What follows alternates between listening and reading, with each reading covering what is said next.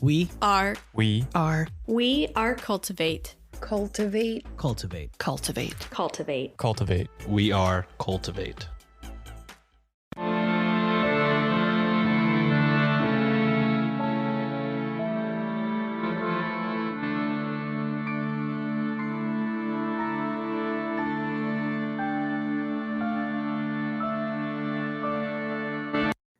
Hello and welcome to Ye Olde Crime, where we discuss the funny, strange, and obscure crimes of yesteryear. I'm your host, Lindsay Valenti, and with me is my sister and co-host, Maddie Stengel.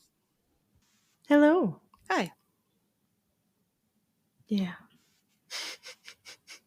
Yeah. Huh. We're both very tired. Very tired. The spoopy Friday the 13th kicked our butts, I think. Yeah.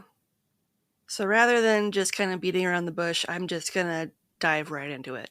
The story, not a bush, because that's weird. That's good. That's good. I feel like a bush would be hard on your skin. Yeah. It just Difficult in the end. shred like a delicate piece of tissue paper. Yep. So this week, I thought I would kind of go with the spoopy theme.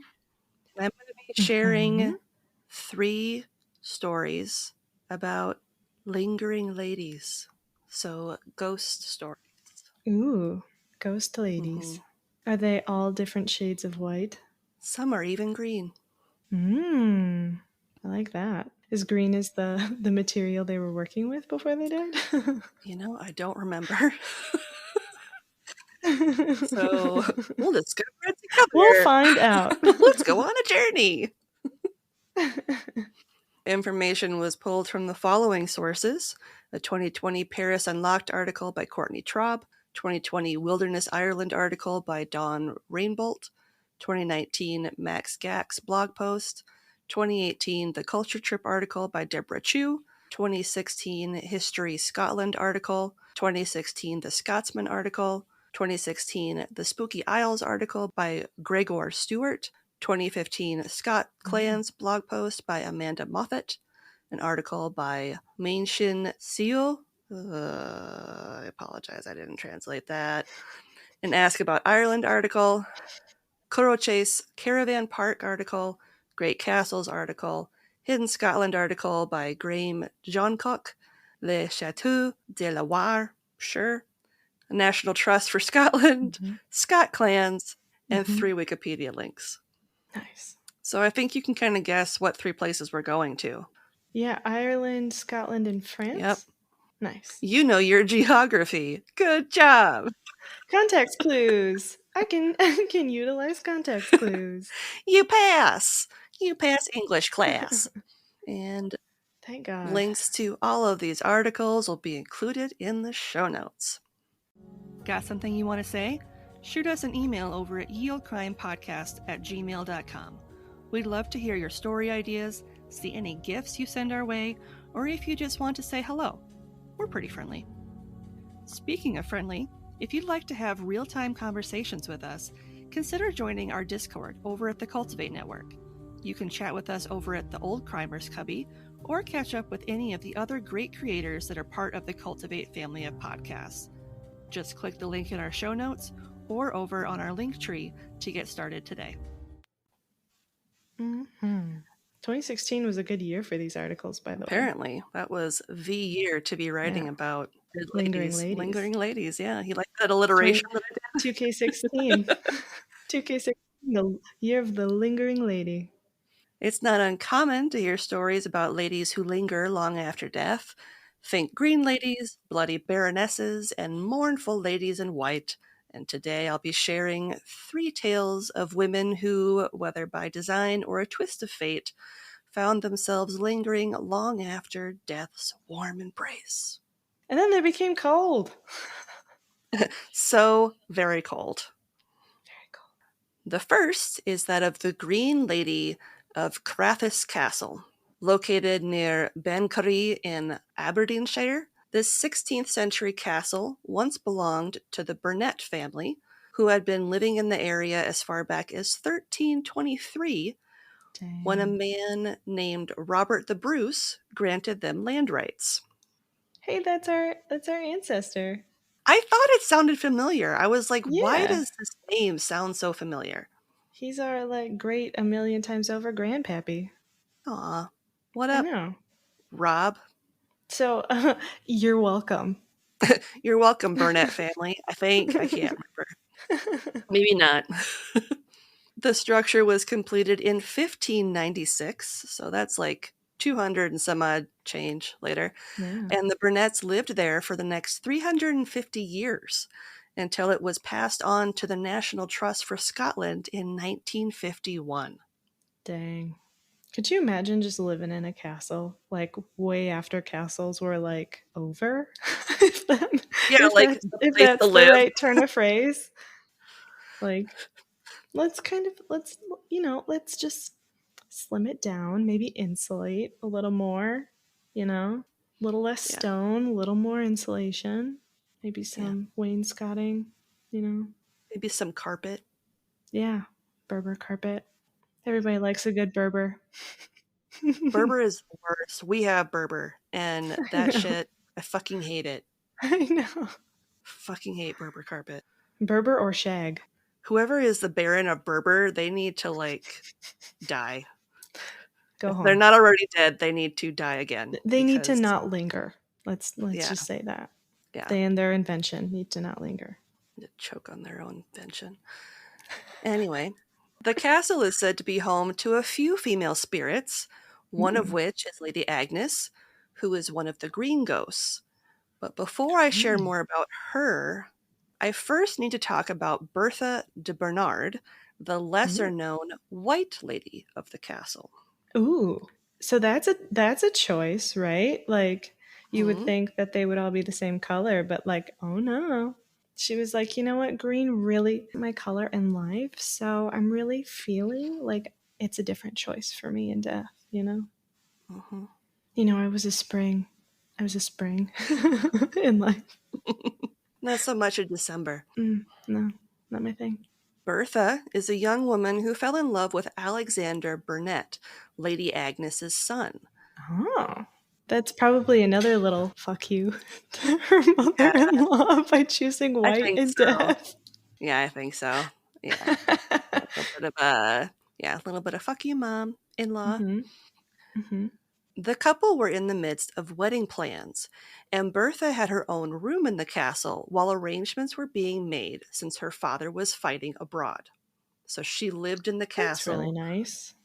with her soon-to-be husband and his family. And that would make sense that she would have to be in like her own different ward. Otherwise, that would look really scandalous. Yeah, that would be Trey Scandal. Yeah, whatever you Yeah. said. Trey Scandalous. I can't talk. Unfortunately for Bertha, Lady Agnes didn't feel she was a good fit for her son. Great. Maybe because they were cousins.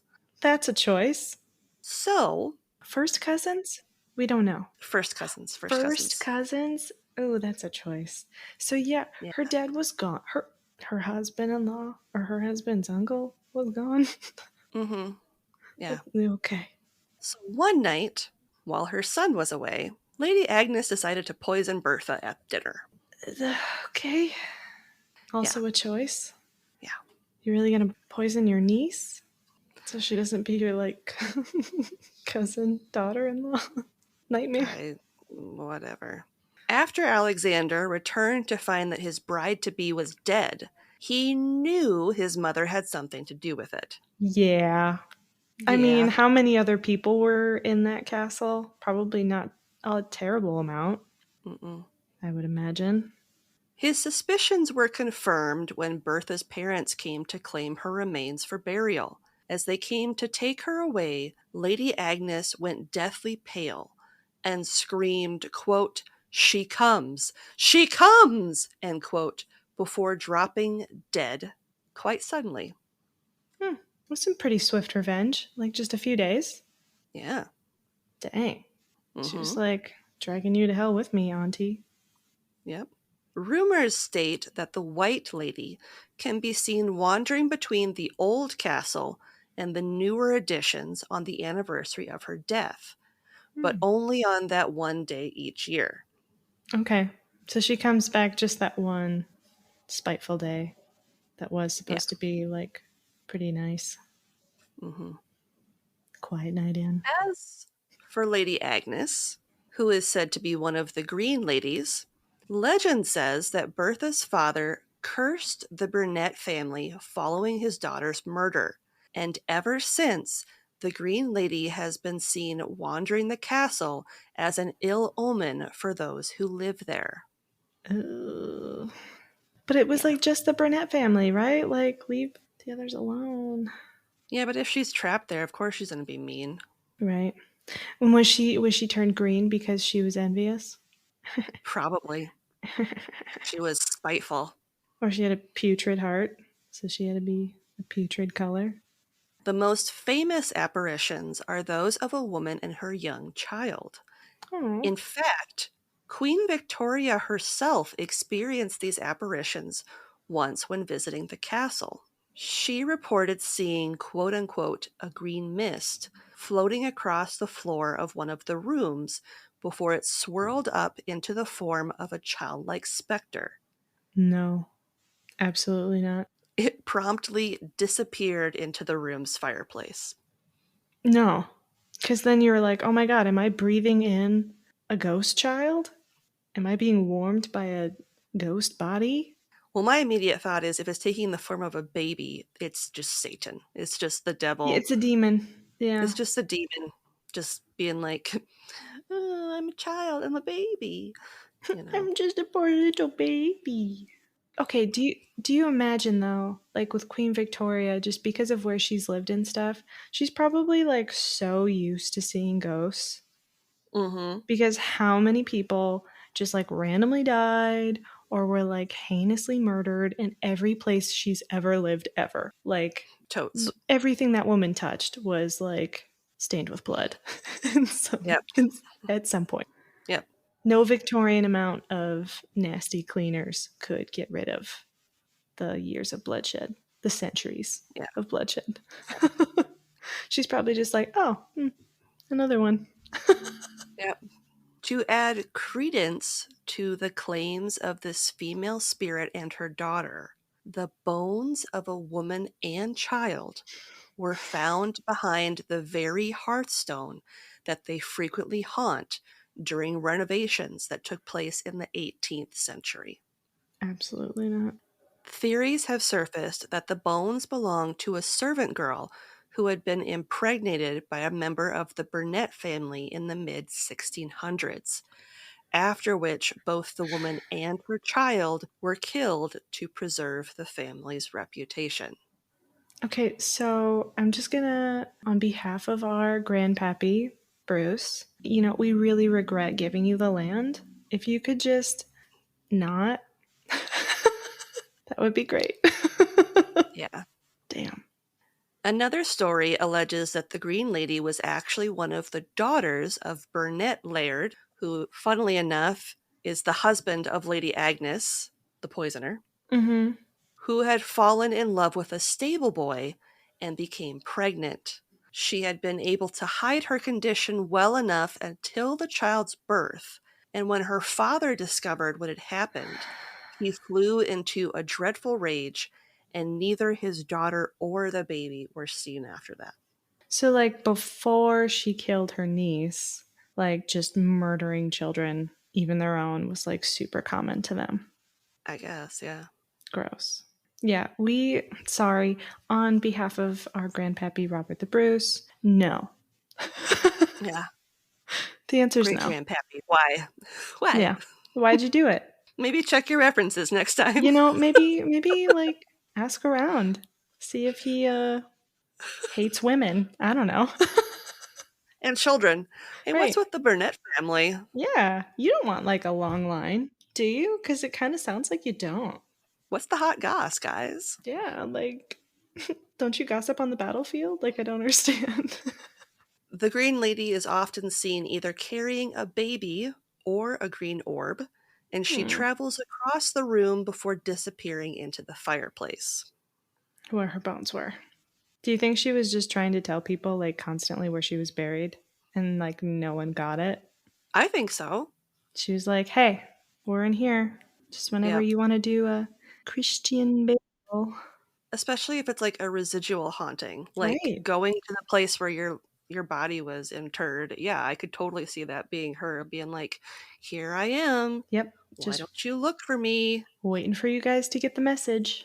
Mm-hmm. Do you ever clean this? Do you clean the fireplace? Could find my Mm-hmm. bones and my baby's bones. There's lots of alliteration in this episode. Yep, there is so much alliteration.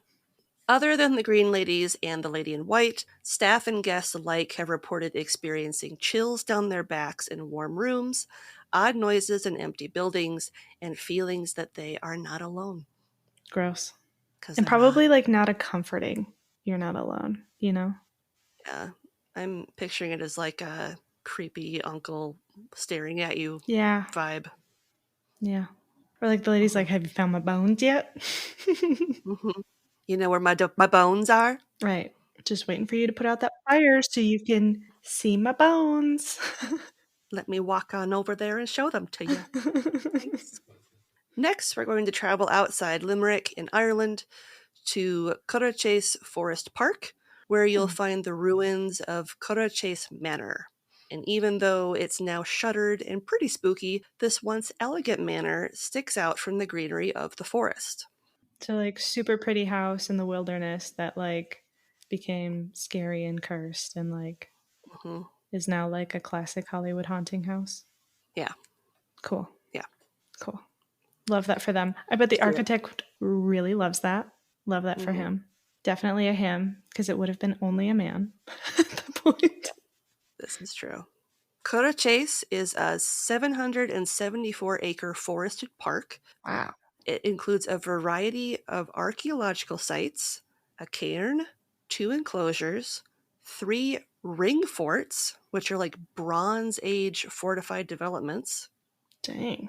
a standing stone, so like a monolith from the mid Bronze Age, Wow. and the 18th century home at the center of our story that was built at the site of Curraghchase Castle. Okay. So immediately I think of that like Stefan thing on Saturday Night Live. Like, this place has everything. Yep. Monoliths, Bronze Age cairns. Ring forts. Right. Scary little demons. Castle ruins that were used as the basis for a new house. Yes. Totally not haunted. Right. Built on bodies and bodies and bodies. It gets better. Give me Right. 2 seconds and it'll get better. Ugh. The manor was built in 1657 by Vere Hunt, a descendant of the Earl of Oxford, who was an officer in Oliver Cromwell's army. Okay.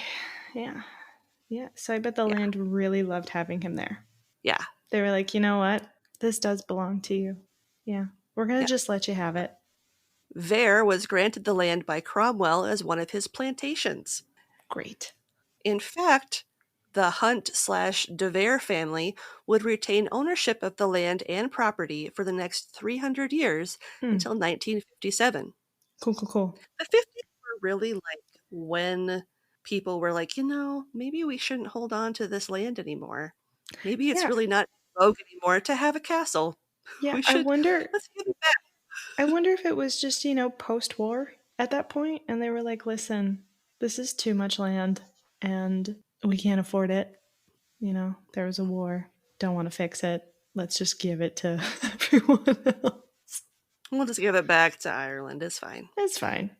The name of the property changed in 1833 when the owner, Aubrey Hunt, changed his surname. It was at that time that he changed the name of the property from Curra to Curraghchase.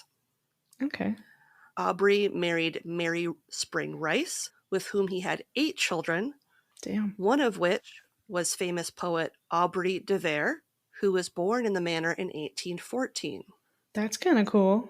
Mm-hmm. It gets cooler. Poet that was born in a castle on like a super scary burial ground. The home was once the inspiration for Alfred, Lord Tennyson's poem Lady Clara Vere de Vere. Wow. So lots of literary background. Mm-hmm. Nice. I mean, that makes sense since it was in the middle of a nice, like, spacious forest and stuff on an island.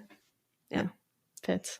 Tennyson claimed to have seen the figure of the ghostly Lady of the Lake during a visit to the home, which he was a frequent visitor of.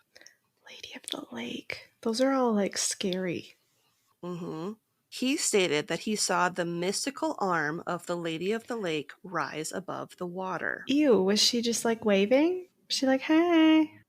She's like, hey, guy, She's like, write something nice about me. right? She's just like throwing up gang signs and they have no concept of like what she's talking about. Just like signing things to Yeah, him with her she one was hand. actually deaf and she's trying to like tell them where her body is. And they're like, oh, she's just saying hi. And really, she's like, I am trapped in the water. I am trapped in the lake. Please retrieve my body. Like, help, help. And they're like, oh my God, that's so cute. Please bring me back. Thanks. And he's like, you know what? I am inspired to write a poem. She's like, oh my God. She's like, that's totally what I wanted. Thanks. So a century later, during a Christmas party that was being held at the estate, a loud cry of anguish rang through the home, along with a storm that frightened all the occupants of the room.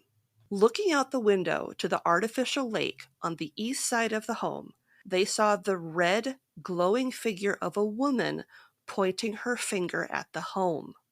No, I would no longer want to be in there. I would be Well, safer in the storm, I think. especially after this, because shortly after, a tree was said to have crashed through the window and knocked over the candelabra, which started the fire that destroyed the once beautiful estate in 1941. Wow. Since then, it's believed that her spirit can be seen every Christmas Eve in the form of a burning woman floating upon the water of the nearby lake. Honestly, like, go off, Queen. Like, that's kind of badass. It is. She like went full Beyonce before like Beyonce was a thing. She's like, listen, I'm going to turn this tragedy into a beautiful thing. And I really want to be more elemental feeling. So going forward, I'm going to utilize fire and water. Let's try it out. Hmm. She's just living her best, ghostly life. Her best Hmm. afterlife. Yeah, Yeah. for real. After party. That's what you get for not understanding deaf ghosts, Serves you right. Spiritual sign language. People need to learn how to read Yeah, spiritual signs. right. She is also said to roam the grounds at night and even walk on water in the nearby lake. To this day, no one is sure who she is, what happened to her, and why she continues to haunt the grounds of Curraghchase. She probably signed it to Tennyson, but he was too stupid to know what she was saying. And she was only going to say it once. Yep. She was only going to say it once. And she said her piece. And so now she's just going to put on a show. She's like Prince. And now she's like, Yep. okay, since you guys only respond to visuals, here you go. Mm-hmm. Joan Wynne Jones, who was previously known as Joan DeVere, or DeVere, wrote in a book published in 1983 that the house had a number of ghosts prior to the fire that destroyed it in 1941. She told of strange knockings on her bedroom door that she heard as a child while living in the home. There would also be times late at night when a noise like the sound of all of the fire irons and coal shuttles were being thrown down the stairs would fill the house. No. You know what? I bet the lady from the lake was like, you sons of bitch ghosts that are so loud and obnoxious and rude. I'm just going to let your house on fire. You're going to have to go spook somewhere else. Okay? I've got the lake. And I bet she catches herself on fire just to mock them every year. They're just like out in the open, cold, no home. And she's just like, you can't come into my swamp. You're not welcome in my swamp, bitch. And then she just lights herself on fire, like, oh, I can handle the heat. You can't. Sucks to be you. This is like the best ghost revenge ever, I think. Mm-hmm. Joan described one day sitting on a little hill near her home when out of the blue the forms of a small man and woman who appeared quite old appeared in front of her. She described the man's dress as dark green with brass buttons. When she told the housekeeper's daughter what she'd seen, she was warned, quote, If you had seen what I saw there, you would never have gone near that place, end quote. Oh.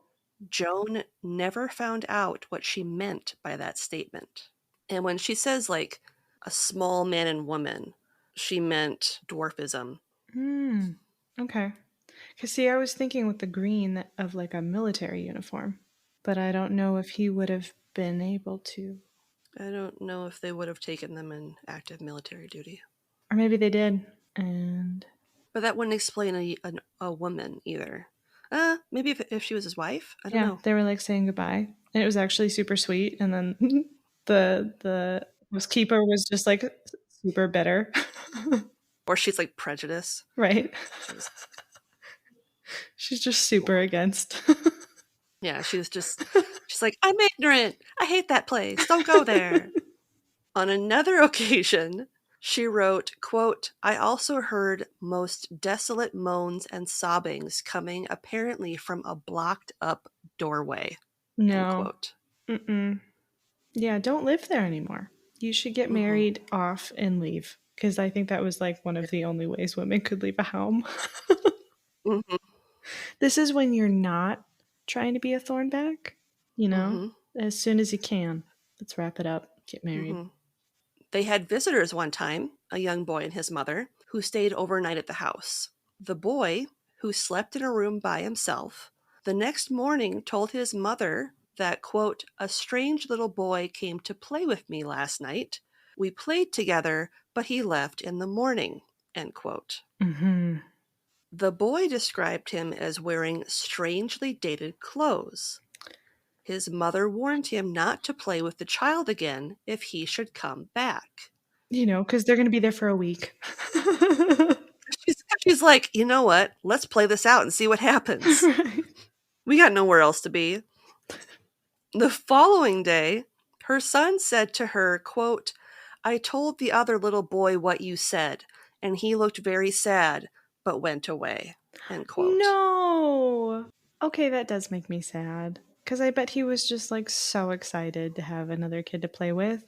Or he was that man trying to trick him and he was like, dang, your mom knows what's good. She got me. Bye.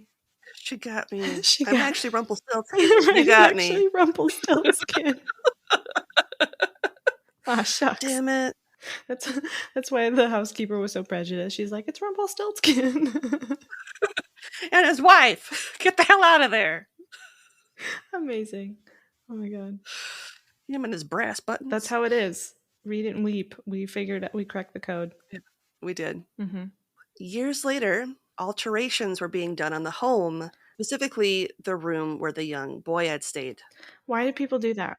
Under the floorboards, they discovered a coffin that held the skeleton of a child. Yeah. You know what? And the little boy also was like, hey, here are my bones. And the kid was probably like, you're so funny, Tim. And he's like, no, like, here are my bones. All these ghosts are just like, hey, can you just take my bones somewhere else? And everyone's like, no, sorry. Yeah.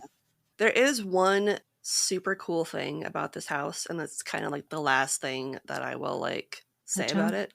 Today, all that remains of the manor are the outer walls and the cellars, of which are home to the lesser horseshoe bat population every year when they hibernate.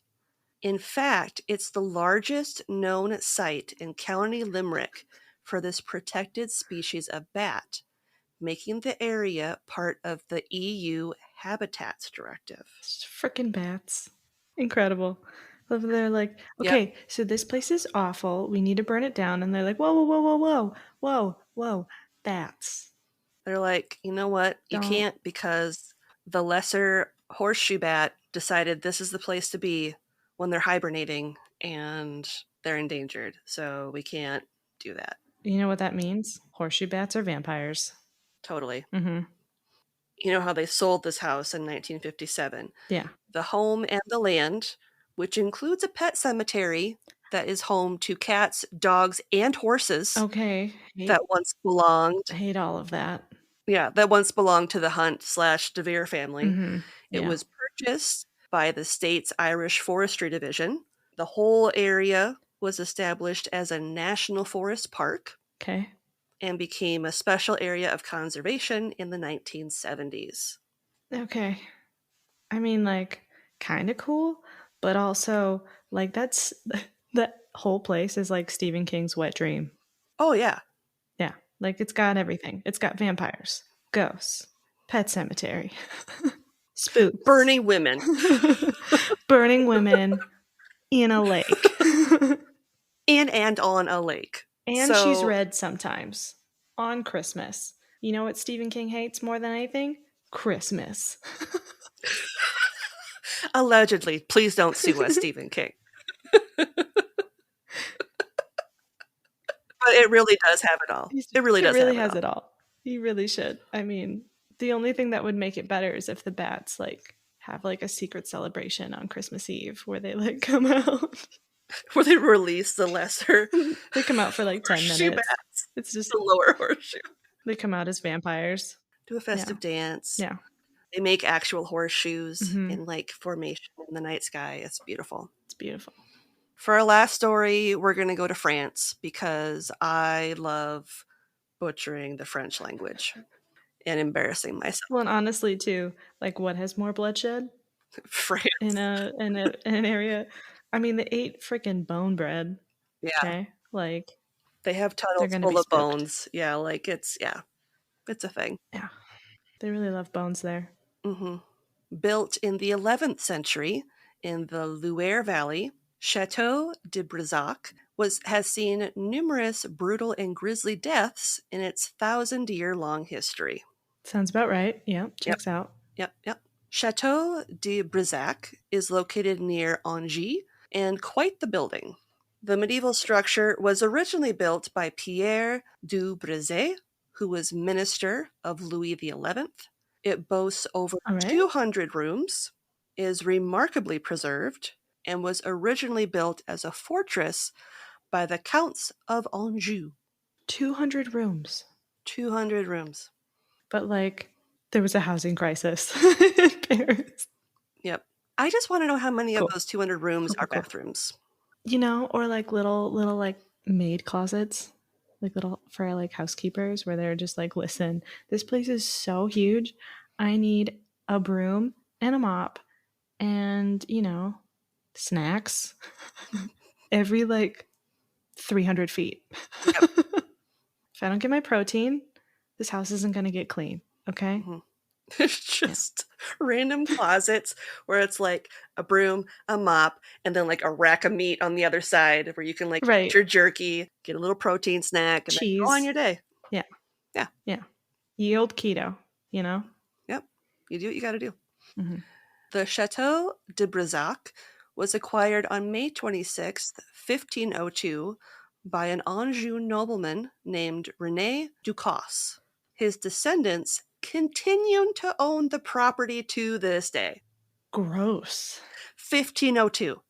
1502 to now. To now. Do you think they have like electronic house parties there? I hope they have like Danse de France. bubble parties. Yes. Foam. The foam parties. Yeah. You know what ghosts love? Bubbles.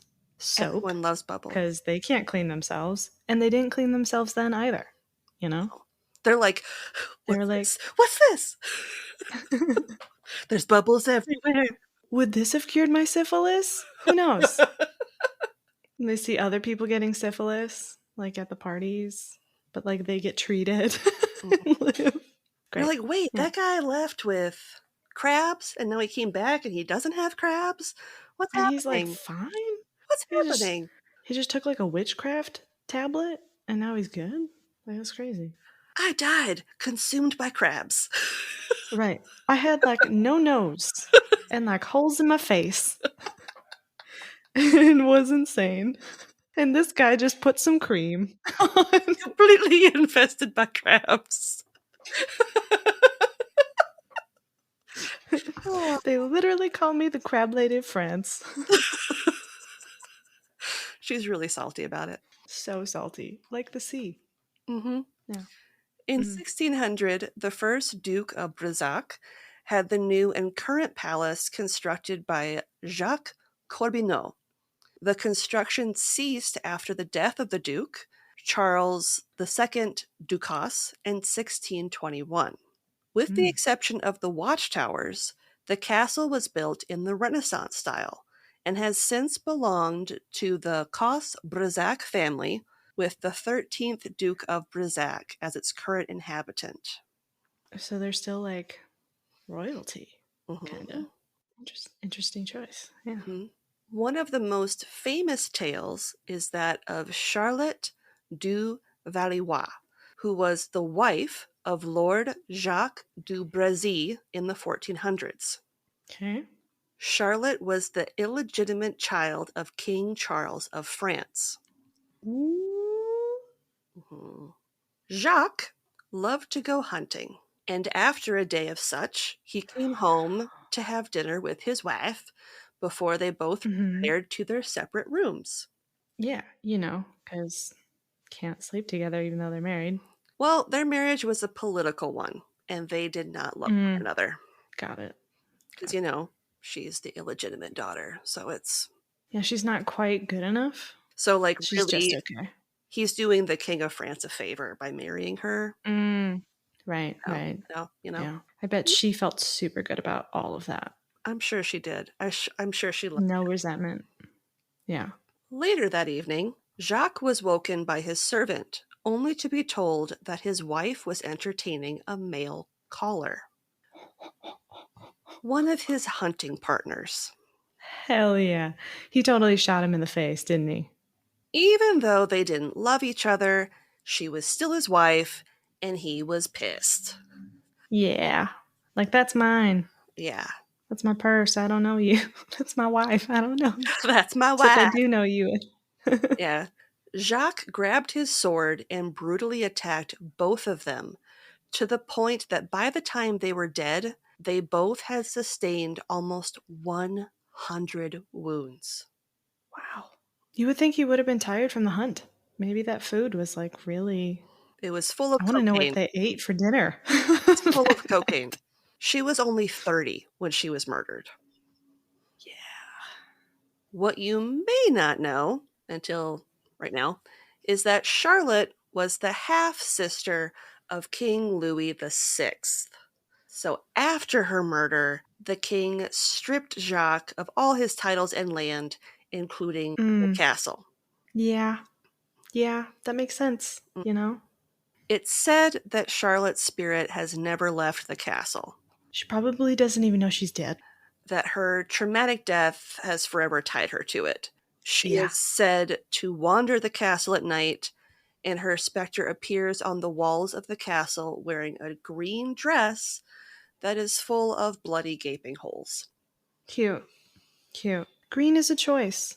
Yeah. Maybe like the green ghosts are like somebody was jealous or like envious of me, Hmm. kind of a thing. Like again, they just really want you to know sign language. They do. They really want to show you where their bones are. Sorry, Willie just belched. If you didn't. It's interesting that you mention the sign language because her ghost is silent. But if you should encounter her in her former bedchamber where she was killed, you can expect to hear deathly moans and cries of anguish until the sun rises. Great. Mhm. So don't choose a room like 104, Yeah, just don't sleep there. 192. There are plenty of other rooms. You know what? Just go into one of those protein pantries. I'm sure it's way more comfortable, you know? Or just go to a completely different wing. It's fine. Or like, don't go there, you know? The phone party's over. It's time to go home, It's time to you know? call a cab and get out of there. Pick yourself up. Yep. Yeah. Charlotte also has a habit of appearing regularly on stormy nights, and she typically haunts the chapel tower. Nice. You think they do that because of the electromagnetic fields? Like they just have like more ability to be seen, Maybe. you know? Maybe. And it also like reflects their mood. Mm-hmm. She's like, this is me. This is me. This is who I am. According to Wesley McDermott, and I cannot remember where, I think he I think he wrote a book about it. I don't remember what his relationship to this article is. But she has scared several guests of the castle. And he says, quote, "She is often seen in the tower room of the chapel wearing her green dress. What's most terrifying, however, is her face. If she looks at you, you'll see that her face has gaping holes where her eyes and nose should be, resembling a corpse. As well as her sighting, her moans are also often heard throughout the castle in the early hours." End quote. You know, she earned that. Mm-hmm. If she wants to go full on Beetlejuice, That's her right. let her do it. Yeah. You know, she's like, you don't get to see the pretty me anymore. You know, This is me as I you didn't like it then.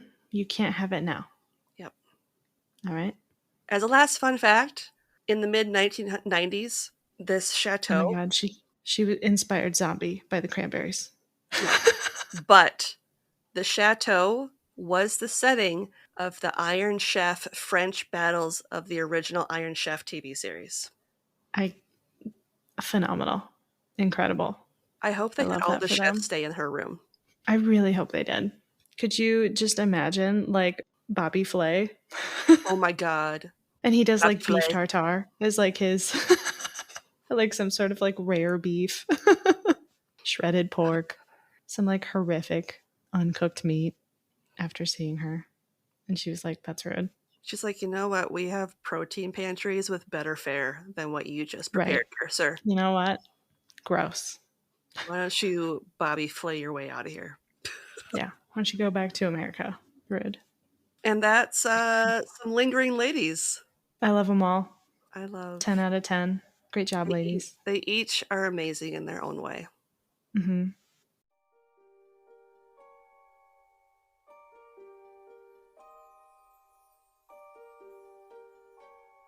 Hello, Spooklings. I'm Jason. And I'm Kathy. And we're the hosts of the weekly podcast, All Hallows Eve Podcast. We are a husband and wife duo with a passion for anything spooky, macabre, and true crime, sprinkled with our own twist of comedy. We explore topics such as the history of Halloween, the Butcher of Plainfield, Hocus Pocus 2, urban legends, superstitions, and more. So come join us as we go down the rabbit hole that is All Hallows Eve Podcast. Listen and follow us at allhallowsevepodcast.com or your favorite podcast provider. Stay spooky, my friends. If you're interested in ad-free content, consider supporting us with a one-time donation either over on Buy Me a Coffee or our Venmo page, both of which are in our link tree and in the show notes. If you'd like early ad-free content, not to mention some bonus material, become a member of our Patreon today for as low as $1 a month. This week's podcast plug is All Hallows Eve Podcast from the Darkcast Network, a podcast for fans of Halloween, horror, and true crime. Each week, Jason and Kathy Harding share their love of the macabre and some laughs. New episodes are released every Monday, and we will have a link to their show in the show notes. And we don't have any listener questions, so what is something good you'd like to share? I mean, some good things have happened. I don't know. I had some like really adorable interactions at my like side coffee shop job that I've taken on, being a barista again. I think one of the more flattering things that continues to happen is like everyone assumes I'm just some like 20 something, which is great because I'm definitely not anymore. And I actually get to learn more of like the current lingo, which is also kind of fun to hear. Trying to think of like latest drama.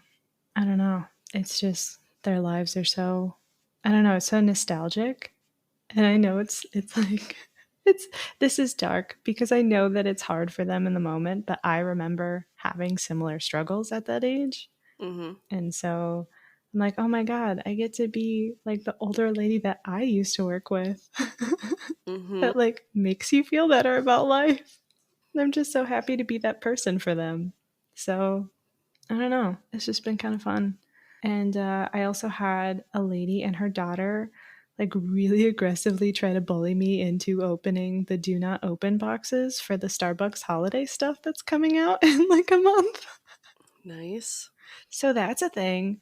People are really intense about like Starbucks stuff and like what's coming out. And, you know, they're like, "You're not curious?" And I was like, "No." They're like, "You don't want to know what the tumblers look like?" And I was like, No. Like, I got cups at home. Yeah. I'm good. We don't. I don't need. I'm sure it'll be adorable. Like, whatever it is, I'm sure it's going to be so cute and you'll want it. Mm-hmm. But, like, no, I'm not going to go open that box for you, ma'am. I'm so sorry. You can go Google You'll have it, to wait. or you can harass some other poor Starbucks employee somewhere else. Yeah, I'm sure plenty of other stores have already done it and taken pictures and put it on the internet. But we're not one of those stores. And also, he like put it like really high up. So, like, there's no way I would ever be able to access it anyway, even if I wanted to. So, You should have just been like, "Look at how tiny I am. Look at how tiny and adorable I am. My fingers don't even I'm reach." just a little baby.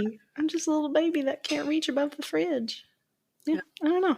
It's like, I would say, even though my interactions are like kind of tiring closing, you know, food service and stuff, it's always a lot more work than you think, but I like it.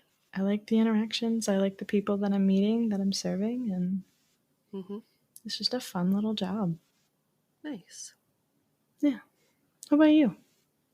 So I'm still looking for a job, but in the interim, I signed up to finish out October working at Pine Haven with my oldest. So, Fun.